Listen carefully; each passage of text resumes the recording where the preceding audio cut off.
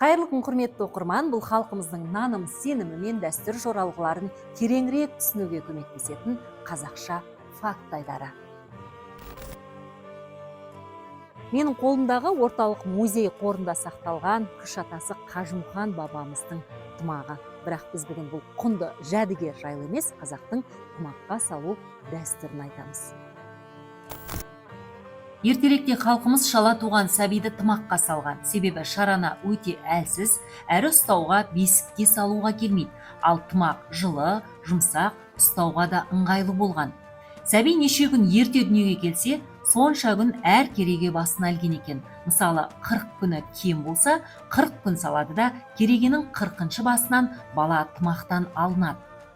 Тымаққа салынған баланың әрі бері қимылдауына жағдай жасалған. Бірақ тымақ ішінде сәбидің тым қатты ұйықтап кетпеуі маңызды. Өйткені қайтадан оянбай қалуы мүмкін. Сол себепті аң терісінен тігілген тымақтың қылы баланың денесін жыбырлатып, оның жиі оянып қимылдауына септігін тигізіп отырған.